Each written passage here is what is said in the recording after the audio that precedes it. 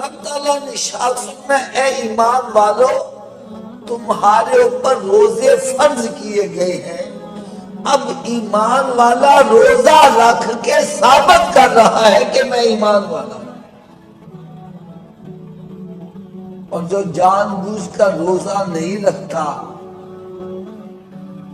تو قیامت کے روز وہ اگر یہ کہ جی میں بھی ایمان والا ہوں تو کہا جائے گا ایمان والوں کو تو روزے رکھنے کا کہا گیا تھا، تو نے روزے کیوں نہ رکھے؟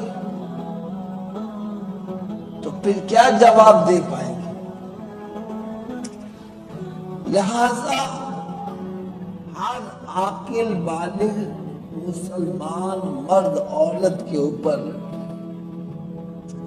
رمضان المبارک کے روزے، وہ اگر چاند 30 کا ہے تو 30 روزے، 29 کا ہے تو 29 روزے رکھنے یہ فرض ہے۔ جو بندہ اس فرضیت کا انکار کرے گا وہ کافر ہو جائے گا، اور جو جان بوجھ کر روزہ نہیں رکھے گا وہ کبیرہ گناہ کا مرتکب ہوگا۔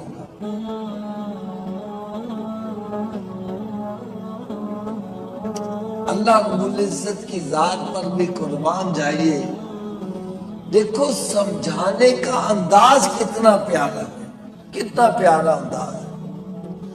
ایک تو رب تعالیٰ نے بڑے پیار سے پکارا اے ایمان والو تمہارے اوپر روزے فرض کیے گئے۔ اب روزہ رکھنا ایک مشکل عبادت ہے، روزہ رکھنا ایک مشکل عبادت ہے، یہ نفس پر بڑا گرا گزرتا ہے۔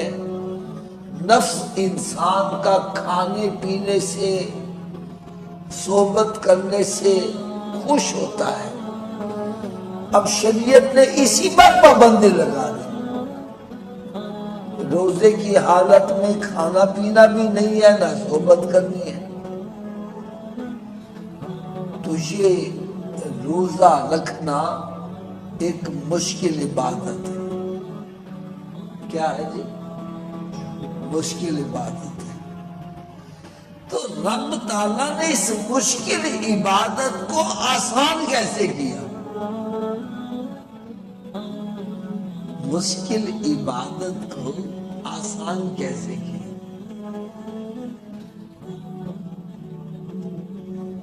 میں اگر یہ کہتا ہوں بھائی یہ 2 من کی بوری ہے، اس کو اٹھا کر تم ذرا رام گڑھ تک لے جاؤ، آپ بوری کی طرف دیکھو گے، اپنے بدن کی طرف دیکھو گے، ہو سکتا ہے کہ آپ کی ہمت جواب دے دے، آپ کہیں حافظہ میں اتنی بوری، اتنی بڑی بوری، اتنی وزنی بوری اتنی دور نہیں لے جا سکتا۔ اور اگر میں ساتھ یہ کہوں یار تیرے ٹانگ جتنا بچہ تو اٹھا کر لے گیا تھا اور تو سوچ میں پڑا ہے، تو بندے کے دل میں ایک دم شوق پیدا ہوگا، ایک جذبہ پیدا ہوگا کہ مجھ سے کمزور بندہ، ایک چھوٹا بچہ میری ٹانگ جتنا وہ اٹھا کر لے گیا اور میں کیوں نہیں لے جا سکتا؟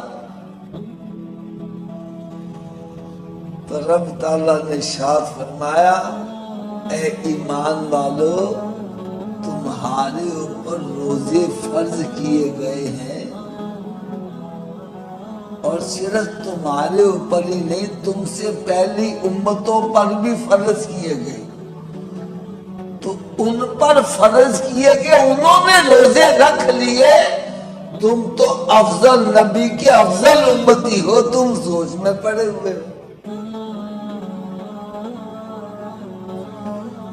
ہمارے سروں کے اوپر تو کنتم خیر امتن کا تاج رکھا ہوا ہے۔ اللہ تعالیٰ نے ہمیں نبی دیا تو سارے نبیوں سے افضل اور اعلیٰ دیا، اور سرکار صلی اللہ علیہ وسلم کے صدقے سے رب تعالیٰ نے سرکار کی امت کو بھی اعلیٰ امت، افضل امت قرار دیا۔ کنتم خیر امت، تم ساری امتوں سے افضل امتی ہو۔ اب جو ہم سے کم افضل ہیں، درجے میں کم ہیں، ان پر روزے فرض کیے انہوں نے رکھ لیے، اور ہم افضلیت والے سوچ میں پڑ جائیں۔ ہمیں ایسا نہیں کرنا چاہیے، ہمیں روزے رکھ کر عملی طور پر ثابت کرنا چاہیے کہ ہم اللہ تبارک و تعالی پر ایمان رکھنے والے ہیں، ہم ایمان والے ہیں، اور اللہ تعالیٰ نے حکم دیا ایمان والوں کو، ہم روزہ رکھ کر عملی طور پر ثابت کریں گے کہ ہم ایمان والے ہیں۔ رب تعالیٰ نے ارشاد فرمایا اے ایمان والو، تمہارے اوپر روزے فرض کیے گئے ہیں۔ اب ایمان والا روزہ رکھ کے ثابت کر رہا ہے کہ میں ایمان والا ہوں، اور جو جان بوجھ کر روزہ نہیں رکھتا تو قیامت کے روز وہ اگر یہ کہ جی میں بھی ایمان